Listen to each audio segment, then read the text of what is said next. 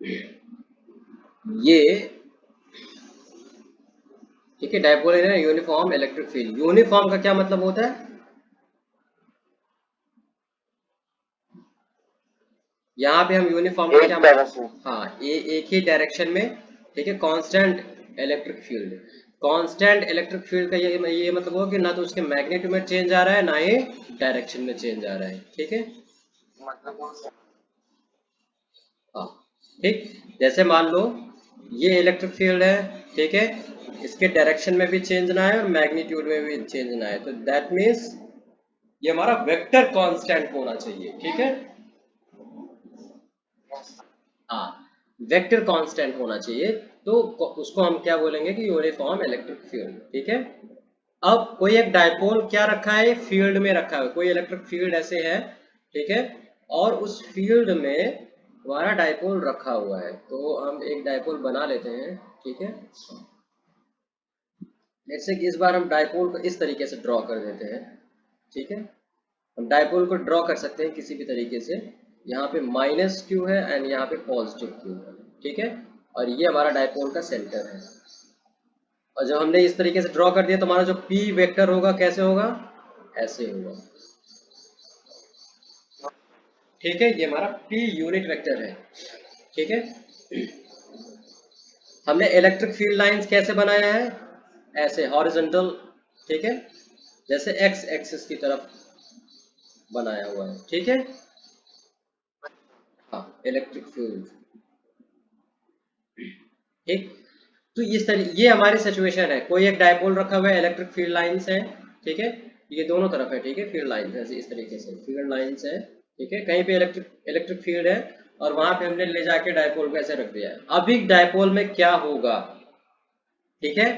तो हमने ये देखा था, अगर तुमको याद हो, कि अगर कहीं पे इलेक्ट्रिक फील्ड है इस तरीके से, ठीक है, फील्ड है, इलेक्ट्रिक फील्ड है, ठीक, और वहां पे हम अगर एक चार्ज कहीं पे ले जाके हम रख देते हैं,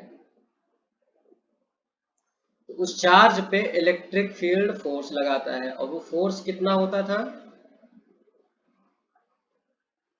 ये वैल्यू होती थी, फोर्स की वैल्यू कितना होती है, क्यू ई वेक्टर, ठीक है, क्यू टाइम्स ई, ये हमारा फोर्स होता था। और फोर्स का डायरेक्शन किधर होगा, पॉजिटिव इलेक्ट्रिक फील्ड की डायरेक्शन की तरफ होगा। हाँ, तो चार्ज की जो चार्ज जो है साइन के साथ रखेंगे, अगर माइनस क्यू है तो माइनस क्यू रखेंगे, पॉजिटिव क्यू है तो पॉजिटिव क्यू रखेंगे, ठीक है। अब जब ये फोर्स लग रहा था तो अभी हम जो ये हमारा चीज है, ठीक है, जो हमारा ये डायपोल है, डायपोल का जो ये पॉजिटिव वाला चार्ज है, इस पे फोर्स लगेगा इलेक्ट्रिक फील्ड के डायरेक्शन में, फोर्स लगेगा, और फोर्स की वैल्यू कितनी होगी, क्यू, हाँ, ठीक है। और नेगेटिव चार्ज पे अपोजिट डायरेक्शन में लगेगा, इस तरीके से फोर्स, ठीक है। हाँ, तो यहाँ पे मैं फोर्स का डायरेक्शन दिखा दे रहा हूँ, तो इसका ये मतलब हो गया, सॉरी, इस फोर्स का इधर डायरेक्शन होगा, लेकिन अगर हम वेक्टर के फॉर्म में, यहाँ पे सिर्फ मुझे मैग्नीट्यूड लिखना चाहिए, ठीक है, मैंने डायरेक्शन दिखा दिया, लेकिन फिर भी, ठीक, यहाँ पे जो फोर्स का डायरेक्शन होगा वो इधर होगा, और वेक्टर के फॉर्म में आप कैसे लिखेंगे इसको, माइनस क्यू ई वेक्टर, ठीक है। तो ये जो, बिकॉज ये माइनस आ रहा है तो इसका डायरेक्शन किधर होगा, इधर होगा, ठीक है। तो ये हम मैग्नीट्यूड में यहाँ पे लिख देता हूँ सिर्फ, ठीक। तो बेसिकली जो हमारा फोर्स का डायरेक्शन है, हाँ, डायरेक्शन, दो डायरेक्शन आ रही है। एक तो डायरेक्शन ये है कि हमारा क्या कहते हैं, फोर्स जो है मतलब इलेक्ट्रिक फील्ड के डायरेक्शन में है, और दूसरे जो नेगेटिव चार्ज है इलेक्ट्रिक फील्ड के जस्ट अपोजिट डायरेक्शन, ठीक, हाँ, फोर्स। तो जब इस तरीके से फोर्स सिस्टम आ जाता है तो वहां पे क्या होता है, टॉर्क लगता है, ठीक है। अगर तुमको थोड़ा सा डायनेमिक्स या फिर मैकेनिक्स का याद हो, तो इस तरीके से जब फोर्स सेंटर से आर दूरी पे, इस तरीके से जब फोर्स सिस्टम लगता ठीक है ना, तो टॉर्क होता है, और टॉर्क की वैल्यू कितनी होती है, आर क्रॉस एफ,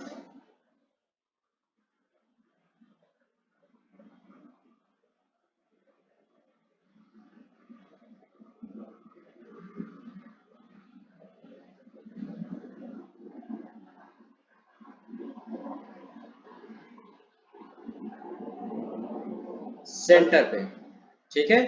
हाँ, तो ये वाला फोर्स आर क्रॉस एफ होगा, ठीक है।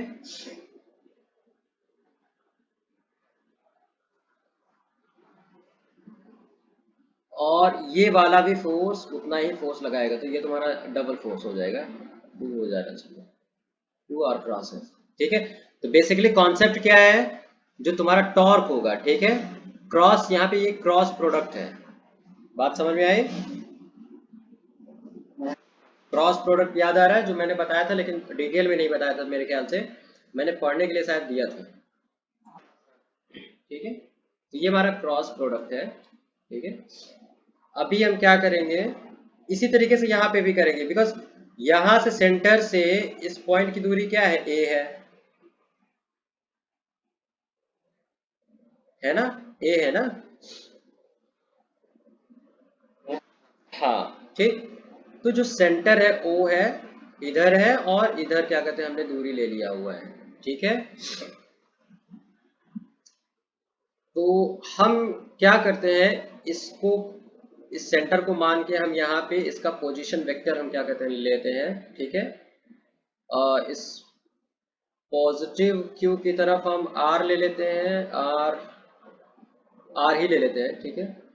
इसको हम ए वेक्टर मान लेते हैं, लेट्स से। देखो क्या करना है, टॉर्क निकालेंगे, ठीक है। हमने क्या बोला, टू आर क्रॉस एफ हो जाएगा, ठीक है। सेम मैग्नीट्यूड का फोर्सेस है, सेंटर से आर की दूरी पे है।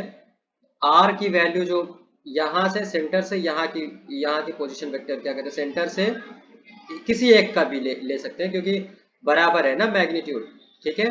तो हम पॉजिटिव वाले साइड में ले लेते हैं, तो पॉजिटिव साइड में लेंगे तो टू ए, टू ये वाला ए, और ये जो वेक्टर हो जाएगा ए पी यूनिट वेक्टर, ठीक है। और ये हमारा एफ, ठीक, ओके। टू ए हम ऐसे ही लिख लेंगे, पी यूनिट वेक्टर, और एफ को क्या लिखते थे, क्यू ई, ठीक है, क्यू ई, ठीक। क्यू को भी हम एक साथ लिख लेंगे, ये हमारा ऐसे आ जाएगा, एंड हमारा क्या हो जाएगा, पी यूनिट वेक्टर क्रॉस ई यूनिट ई वेक्टर, ठीक है। तो ये हमारा टॉर्क हो गया, ठीक है। तो जब भी कभी हमारा डायपोल एक यूनिफॉर्म इलेक्ट्रिक फील्ड में रखा होगा, ठीक है, तो ये फार्मूला लगेगा टॉर्क निकालने का, ठीक है। बात समझ में आई। अब यहाँ पे जो थोड़ा सा क्या कहते हैं ट्रिकी चीज है, टॉर्क का फार्मूला, टॉर्क हमने जब क्या कहते हैं फोर्स सिस्टम होता था, तो ये हमारा क्या कहते हैं प्रीवियस क्लास मैकेनिक्स से आ रहा है, ठीक है। ये अगर चीज समझ में नहीं आ रही तो यहाँ से इसको तुम क्या कहते हैं एज इट इज देख सकते हो, ठीक है। ये तुम्हारा मैकेनिक्स रिवाइज करने के बाद ये कैसे आता है, क्या होता है, ये ऐसे ही होता है, ठीक है। हम जब टॉर्क डिफाइन करते हैं तो इसी तरीके से हम डिफाइन करते हैं, ठीक है। और उसके बाद जब हम ये हमारा क्या कहते हैं मैकेनिक्स से है, उसी का कॉन्सेप्ट हम यहाँ पे यूज कर रहे हैं। तो हमारा आर क्या होता है, सेंटर से जो फोर्स सिस्टम है, सेंटर से फोर्स की दूरी, तो सेंटर से फोर्स की दूरी हम क्या कहते हैं पॉजिटिव साइड में हम ले रहे हैं। तो सेंटर से ये वाला फोर्स और ये सेंटर है, यहाँ की दूरी कितना है, ए है, और यूनिट वेक्टर कितना है, पी है। हम जो वेक्टर लिख सकते हैं, आर वेक्टर लिख सकते हैं, वो क्या लिख सकते हैं, ए पी यूनिट वेक्टर, ठीक है। ये बिल्कुल हाँ, ये बिल्कुल वैसा ही है जैसे कि x और y में अगर क्या कहते हैं यहाँ पे कोई पॉइंट है a, इसका पोजीशन वेक्टर कैसे लिखोगे, ठीक है। इसका position vector r is equal to A I लिखोगे, ऐसे ही करोगे ना। तो i, हाँ, तो x क्या है, i के डायरेक्शन में, x के डायरेक्शन में i होता है, i यूनिट वेक्टर होता है। तो उसी तरीके से यूनिट वेक्टर हमारा डायरेक्शन दिखाता है, ठीक है। और उस डायरेक्शन में अगर कोई मैग्नीट्यूड है, कोई लेंथ है, तो उस हम लेंथ के साथ हम क्या कर सकते हैं, हम लिख सकते हैं पोजीशन वेक्टर, ठीक है। तो हमने सेंटर से ये जो फोर्स है उसका पोजीशन वेक्टर r लिखा, तो r को हम रिप्लेस कर दिया मैंने ए पी यूनिट वेक्टर से। टू हमारा वैसे के वैसा आ रहा है, बिकॉज यहाँ पे टू फोर्स सिस्टम है, डबल फोर्स है, और सेंटर से हम उसकी क्या कहते हैं पोजीशन नाप रहे हैं। तो सेंटर से बराबर दूरी पे दोनों फोर्स हैं, एक फोर्स ले लेते हैं, ठीक है, तो पॉजिटिव वाला हमने, पॉजिटिव डायरेक्शन में हमने फोर्स, पॉजिटिव डायरेक्शन वाला फोर्स का हमने पोजीशन वेक्टर लिखा है, तो उस वही वाला हम फोर्स भी लेंगे। अगर नेगेटिव डायरेक्शन वाला लिखते हैं तो नेगेटिव डायरेक्शन वाला यहाँ पे पोजीशन वेक्टर लिखते हैं और नेगेटिव डायरेक्शन वाला हम फोर्स लिखते हैं, ठीक है। तो यहाँ पे भी नेगेटिव आता है, यहाँ पे भी नेगेटिव आता है, तो अल्टीमेटली तुम्हारा फार्मूला यही पे आएगा। तो आपने पॉजिटिव वाला लिया और पॉजिटिव वाला फोर्स लिया, ठीक है। तो यहाँ पे हमने रिप्लेस किया, आर की जगह पे ए पी यूनिट वेक्टर और एफ की जगह पे एफ, अब बाद में फिर एफ की जगह पे क्यू ई हमने लिख दिया, ठीक है। तो ये हमारा टॉर्क आ गया, ठीक। अब जरा ध्यान दो, ठीक है, टॉर्क एक वेक्टर है,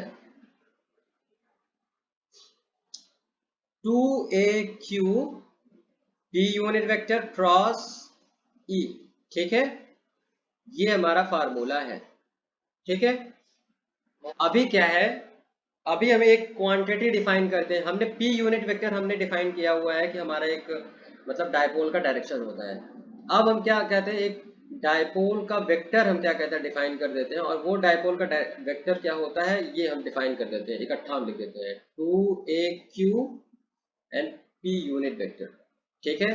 तो ये हम डायपोल का वेक्टर हम लिख देते हैं, ठीक है, यूनिट वेक्टर नहीं, vector 2aq p unit vector, इन सभी को कंबाइन कर देते हैं और उसको एक क्वांटिटी में लिख देते हैं, ठीक है। वो तुम्हारी बुक में दिया हुआ है। जब इसको कंबाइन कर देंगे तो हम p वेक्टर क्रॉस e लिख देंगे, तो ये तुम्हारा फाइनल फार्मूला आ जाता है।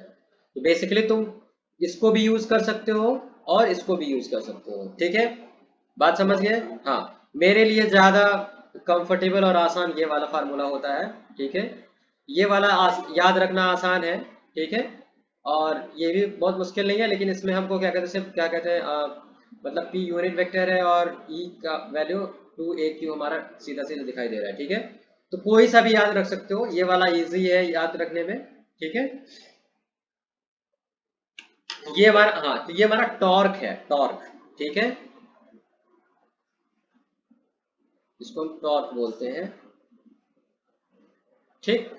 अभी टॉर्क लग रहा है, तो टॉर्क क्या करता है, ठीक है, जब फोर्स लग रहा है, ठीक, ठीक है, फोर्स लग रहा है चार्ज पे, तो क्या करता है, ये इसको घुमाने की कोशिश करेगा। जब टॉर्क होता है तो उसको क्या करता है, मूव करता है। तो यहाँ पे जो सेंटर पॉइंट है ये बिल्कुल इसको मूव करेगा, ठीक है, चार्ज इधर, हाँ, चार्ज इधर मूव करेगा, नेगेटिव वाला इधर मूव करेगा। तो ये बिल्कुल इस तरीके से समझो कि कोई रॉड अगर उससे सेंटर पे पिन कर दो, उस रॉड को घुमा दो, ठीक है, तो वो बिल्कुल उसी तरीके का ये सिस्टम बन जाता है, ठीक है। हाँ, अभी क्या करना है, इसको क्या कहते हैं, थोड़ा सा एक बार फिर से बुक से रिवाइज करना, ठीक है। इसका वीडियो मैं अपलोड कर दूंगा टॉर्क का, और फिर नेक्स्ट क्लास में एक आध एग्जाम्पल इस पे कर लेंगे, ठीक है। तो ये हमारा खत्म हो जाएगा, ठीक है। चलो बाय।